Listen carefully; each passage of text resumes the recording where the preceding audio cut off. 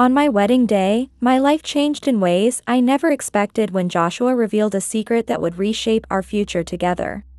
The sunset painted the sky in soft oranges and rose hues, marking not just the end of a day, but what I had thought would be the happiest moment of my life. As I stood there, drowning in a sea of conflicting emotions, I couldn't help but replay every moment of that day in my mind. My heart was overflowing with immeasurable joy and dreams of our promised future, yet shadows of anxiety about tomorrow's uncertainties kept creeping in. The euphoria of our engagement still echoed in my soul, as I watched the last remnants of our celebration fade away with departing guests. I can still hear their voices, some calling out, "May you be forever happy," with broad smiles and eyes glistening with sincerity. Others lingered in affectionate farewells, either trying to resolve unfinished conversations or simply savoring those final moments of connection. The warmth of embraces and promises of future reunions seemed to weave a web of support and love around Joshua and me. Just hours before, in what would become the sweetest memory etched in my heart, Joshua had slipped a diamond-adorned ring onto my finger. In front of everyone, he declared his eternal love and promised to be my life's companion. His voice, a mixture of determination and tenderness, spoke of embarking together on life's journey and exploring the deepest mysteries of love and partnership. While Joshua was graciously attending to the last of our guests, I sought a moment of solitude on the balcony, champagne glass in hand. The evening breeze caressed my face, offering a brief respite from the day's emotional whirlwind. But just before I could cross the threshold to my sought-after sanctuary, I caught whispers from a group of women that stopped me in my tracks. Hidden in the shadows of palm trees, I heard them questioning why Joshua would marry someone like me, someone they deemed unremarkable. Their words about how surprisingly quick everything had happened mixed with my own memories of meeting Joshua and our unexpected romance. I listened as they continued weaving theories about our relationship, mentioning how they'd never seen him so invested before, even after one of them had spent 3 months with him. Standing there, hearing their doubts and speculations, I made a conscious decision not to let their shadows darken my happiness. Instead of dwelling on those whispers, I chose to focus on the beauty of the salon we had shared with our loved ones that evening. Before me stretched a vast space illuminated by elegant crystal chandeliers, their brilliance showcasing the room in all its grandeur. Round tables draped in pristine white tablecloths were scattered throughout, their surfaces reflecting light off golden tableware and vases filled with white roses and chrysanthemums. In this refined and peaceful atmosphere, I found a quiet moment for reflection.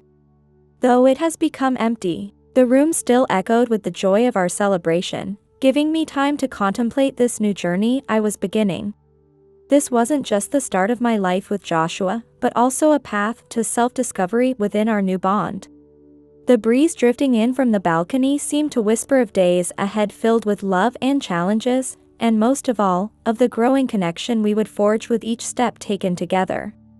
My attention was immediately drawn to the artwork adorning each corner of the room. They were clearly created by the same artist, bringing an amazing visual harmony to the space. I felt proud to be the first partner to share this house that Joshua had recently built. Never in my wildest dreams had I imagined having my own place, let alone one so magnificent. Beyond the spacious ground-floor salon, there were still many corners of the building to explore. The marble staircase on the second floor stood out with its gleaming golden railings. I hadn't yet explored those heights, though I suspected private bedrooms lay up there. We had agreed to live together after our engagement, setting aside any concerns about what others might say. That night, in an intimate ceremony, we confirmed our wedding would take place next month. From the balcony, I watched curiously as 2 ladies observed us carefully before bidding farewell with graceful hand gestures. I wondered which of them had once caught Joshua's attention. But those thoughts quickly faded away. After all, I was the one he was marrying. With all the guests gone and the catering service finished, I began tidying up the salon. That's when Joshua approached, extending his hand and inviting me to see our new living space, declaring that I would soon be his wife under law. I accepted his proposal with a laugh. This would be our first night alone together in this house. It was a moment we had both been eagerly awaiting. Hand in hand, we climbed to the second floor and reached a hallway that divided the space in two. With a gentle smile, Joshua pointed to the left side, trying to reassure me about our unusual living arrangement.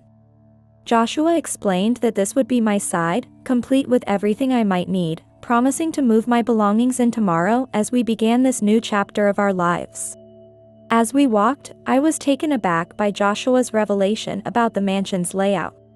He explained how the house was split into two distinct sections. One side was entirely mine, featuring a bedroom, dressing room, spa, and several other rooms for my personal use. When I inquired about the other side, he smiled and told me it was his private domain, off limits to women except for Linda, our housekeeper who lived on the first floor. Joshua opened the door to my new area, encouraging me to explore my surroundings. Stepping across the threshold, I discovered a hallway opening into several rooms, each beckoning me to investigate. The bedroom immediately caught my attention with its exquisite details. A bed adorned with a cherry blossom quilt, matching curtains, a full-length mirror, soft-toned armchair, dresser, and a table decorated with an orchid vase created a beautiful sanctuary. Despite the room's beauty, I felt a strange mixture of excitement and unease at the thought of calling this my home. My first night was filled with solitude, my ears straining for any sound of Joshua's presence, but only occasional noises from outside disturbed the silence. Though I had prepared myself for a night together, instead, I found myself contemplating this new life in our vast, divided home. Days began to follow a predictable pattern in our separate lives. Joshua and I lived independently in our respective halves of the house. We would meet for breakfast in the dining room before he left for work at the farm. Our days passed with minimal interaction, each of us absorbed in our own activities. We wouldn't see each other again until evening, either staying home or going out for dinner. Despite this routine, we maintained our connection by spending evenings together in the living room, talking, reading, or watching television, finding ways to stay connected while living apart. At bedtime, he would retreat to his side of the house with a simple good night. Sometimes he would visit my room, but these visits were brief, and my attempts to make him stay longer were futile. He always responded with the same excuse. He would always excuse himself by saying he had some work to finish before bed. His justification left me puzzled, and I couldn't help but wonder just how urgent this nightly work at our home could be. The idea of dividing the house into separate areas for men and women struck me as peculiar. Coming from a simple country upbringing myself, this arrangement seemed especially strange. I wondered if this was just a temporary whim that would pass. To avoid creating tension before the wedding, I decided not to pursue the matter further. After all, as his fiancé, I believed I would soon have more say in our shared life together. Joshua opened the door to our home with joy, gesturing for me to enter.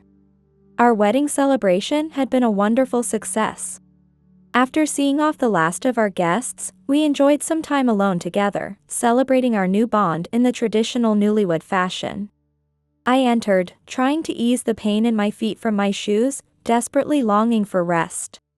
I asked him which side we would go to, left or right, trying to dispel the only worry that troubled me. Joshua smiled and answered that it would be the left side, of course. Though I noticed a hint of tension in his eyes, I didn't want to waste time speculating. It had been such a joy-filled day, and I refused to let doubts spoil it. I started up the stairs and began loosening my tight corset, but my husband stopped me. He told me to wait, not to rush. He said there was something we needed to discuss, his words stopping me in my tracks. What conversation could be so urgent on this special night? An uncomfortable premonition began to grow within me. He pointed to a chair and asked me to sit down. We sat, and after a few seconds of silence, Joshua finally spoke, as if searching for the right words. He said he had something very important to tell me. I responded with a simple go ahead, my curiosity mixed with caution. He began by telling me he had a brother. His name was Noah, and he lived here with us. Joshua explained that while I might wonder why I'd never seen him, the reason was simple. Joshua explained that Noah stayed in his room due to his health condition. Though physically he was healthy, he faced mental challenges that required Joshua's constant attention. As Joshua loosened his tie, he continued with Noah's story.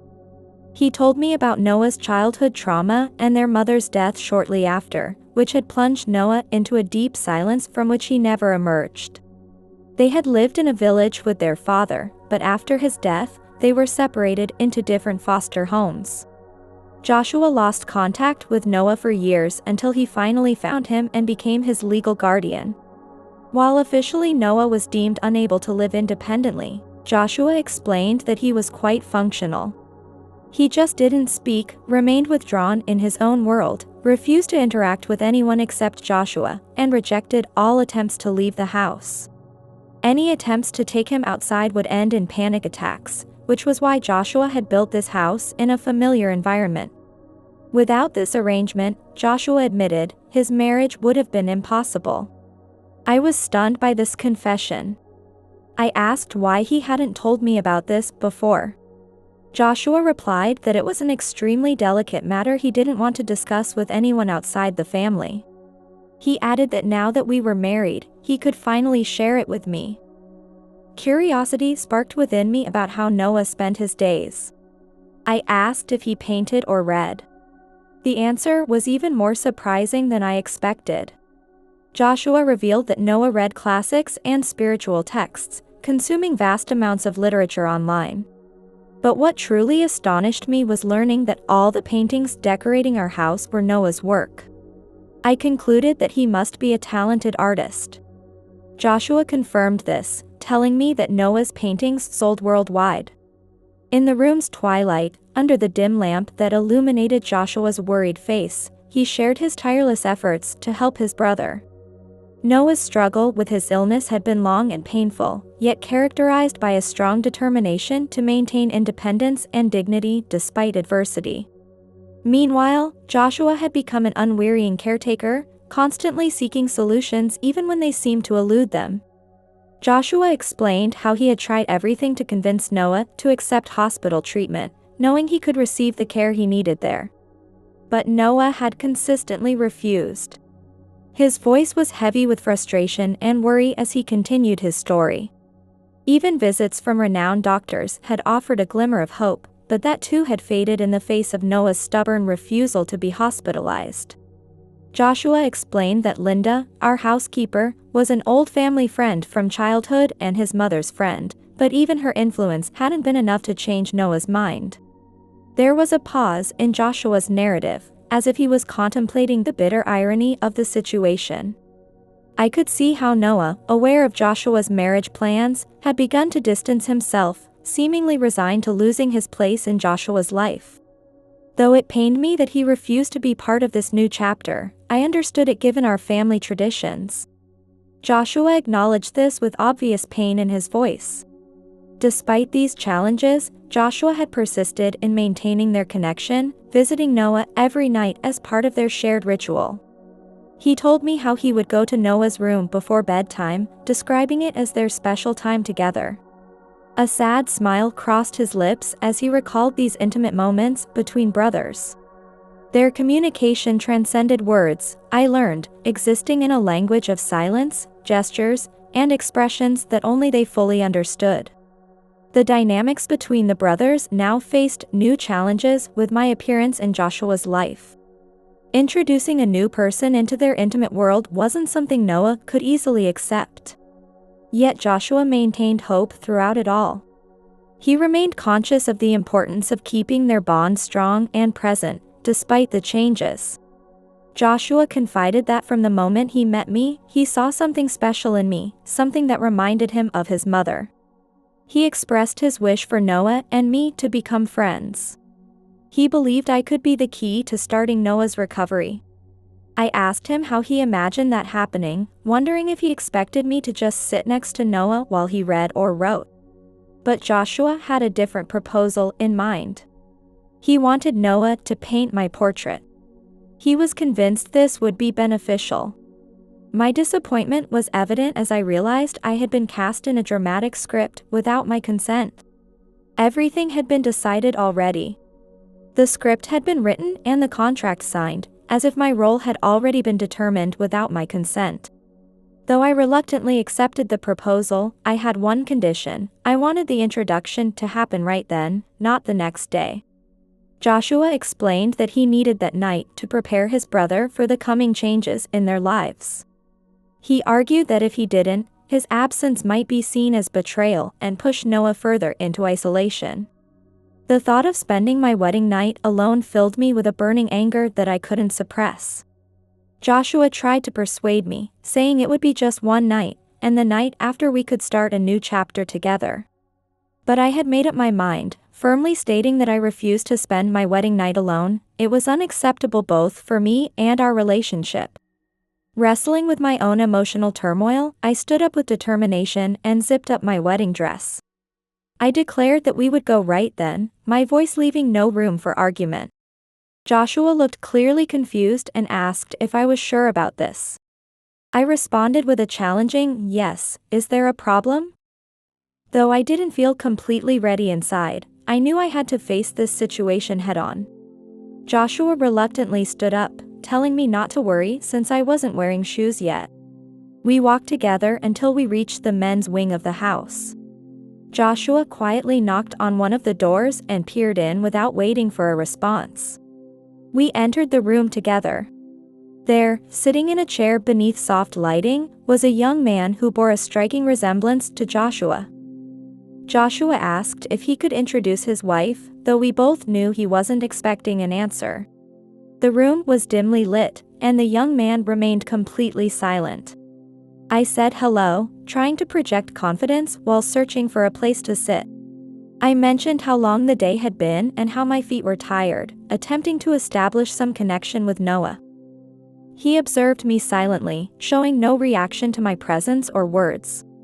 I approached the chair and sat down, with Joshua standing beside me. I continued by introducing myself, telling him my name was Zoe. I explained that from that day, I would be his sister-in-law and his brother's wife. Noah's lack of response didn't discourage me, though my heart fluttered with uncertainty.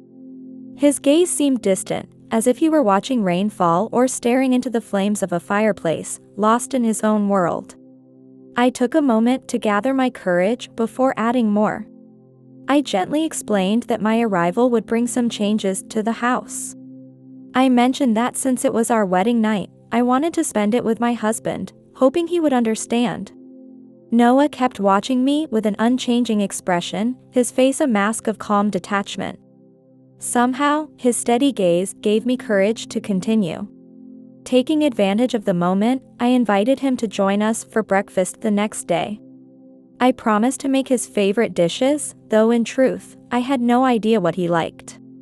Even though I was almost certain he wouldn't accept, I wanted to make this gesture to integrate him into our new life and start things off on the right foot. He looked away for a moment, becoming completely still.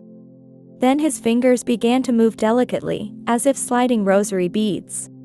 Upon closer observation, I noticed he actually did have a rosary in his hands. But it wasn't an ordinary one. It had small cylindrical black leather beads strung one by one. At that moment, I understood our conversation had come to an end. Rising from my chair, I told him how pleased I was to meet him. I explained that I would leave so he could rest. I called out to Joshua not to be too late. I told him I would be waiting. I bid Noah good night and said I'd see him the next day. Though I tried to project confidence on the surface, inside I was trembling with nervous energy. That trembling didn't subside until I finally reached my own room. A little while later, Joshua came in and asked how it had gone with Noah. I told him it had gone better than expected. I added, with a hint of surprise in my voice, that communicating with someone who doesn't speak wasn't as difficult as I'd imagined. I didn't try to force a friendship with Noah, but I found myself making excuses to visit his room, bringing freshly baked cookies or borrowing books from his collection. Noah, in his perpetual silence, never objected to my visits. His calm gaze and apparent lack of interest in me made me wonder if Joshua had been mistaken in believing I could have any significant impact on his brother. Everything changed the day Joshua revealed that Noah had agreed to paint my portrait. Until then, Noah's presence in the house had been like a shadow. He was always on the periphery, rarely seen and even more rarely understood. This news caught me by surprise and sparked my curiosity. Joshua told me, with a mixture of pride and caution in his voice, that Noah wanted to paint my portrait. Though I didn't know what to expect, I felt an undeniable curiosity about the possibility of Noah opening up through his art. I agreed to be his model without great expectations, but secretly hoped this experience might build a bridge between us. Perhaps it could be a path to the mutual understanding that had eluded us so far. Each modeling session became a study in patience and curiosity. Noah immersed himself in his work, his concentration filling the room with an almost tangible energy. My desire to see the work in progress grew stronger with each passing day. But Noah guarded the secrecy of his progress carefully. Every attempt I made to peek was met with resistance. Sometimes it was a stern look, other times a deterring gesture, and occasionally Noah himself would physically block my view. The determination in his eyes left no room for doubt. He would reveal his work when his time came, and not a moment sooner. Waiting became part of the experience, building my anticipation. Then finally, the day arrived. Noah invited me with a solemn gesture to view the completed painting. As I approached the canvas, I could feel the air trembling with the importance of the moment. When my eyes met the image, my breath caught in my throat. The portrait was undeniably me, but adorned with the unmistakable curves of late pregnancy. The portrait captured more than just my physical likeness, it held an emotional depth beyond words. The woman on the canvas wore a mysterious smile, as if she knew a secret of the soul. Her hands were tenderly caressing her belly in a gesture of love and protection. I asked Noah how he had known, wondering at his insight since I hadn't even told Joshua about my pregnancy yet. But Noah offered no answer. Instead, he gave me what I would come to recognize as his first melancholic smile, before our child was even born. I was amazed by Noah's ability to see beyond the obvious, to capture not just my image, but the essence of a moment I was only beginning to understand myself. This wasn't just a portrait hanging before me. It was a testament to Noah's intuition, reflecting his deep awareness and connection to those around him. In that moment, I understood that despite his challenges, Noah possessed a special gift. He had the ability to capture and express through art what remained unspoken, what was barely suspected. A month later, I experienced an unusual night that would change everything. Joshua hadn't come home. I waited for him like any other night, with no specific plans discussed between us. When Joshua didn't answer my calls, worry began to gnaw at me, until finally, the hospital called. They informed me that Joshua had been admitted after a serious accident. The surgery lasted for hours, but Joshua didn't regain consciousness, instead slipping into a coma. Those days were among the most difficult I'd ever faced. I spent countless hours by his bedside, watching for any sign of life, any flicker of his eyelids or slight movement of his hands. Exhausted, I would return home and go to see Noah. I would collapse into a chair and, through tears, tell him about his brother's condition. Our shared grief drew us closer, and somehow we began to find comfort in each other's presence. While the news of Joshua's coma shocked Noah, it didn't prompt him to break his silence.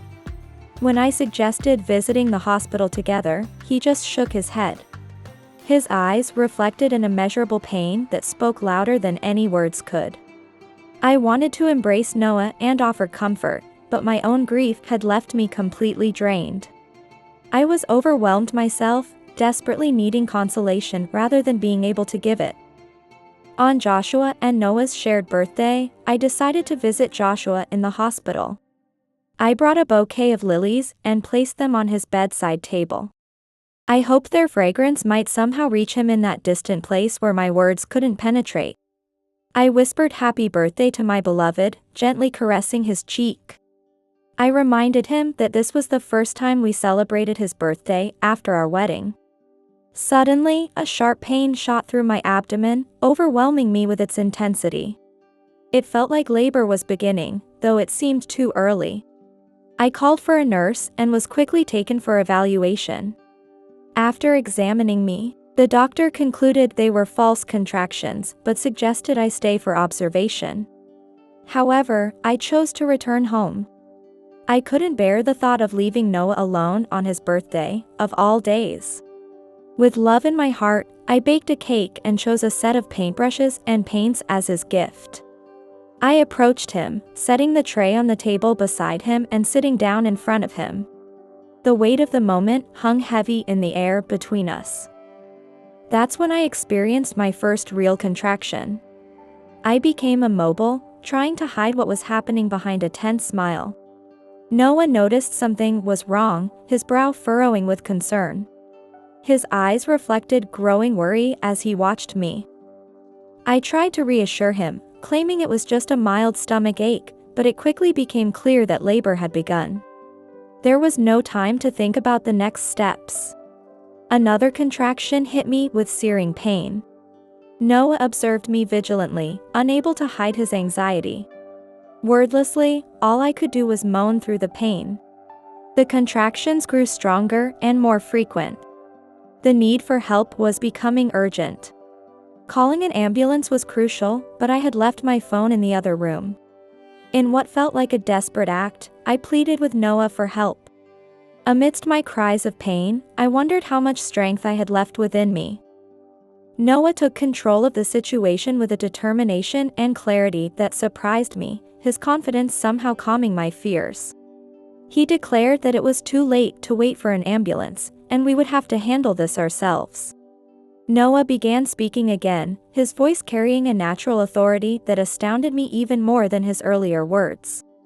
While Linda, our housekeeper, ran around helplessly with no experience in childbirth, Noah took charge with firm, precise instructions that brought me an unexpected sense of relief. In that moment, I knew everything would be all right.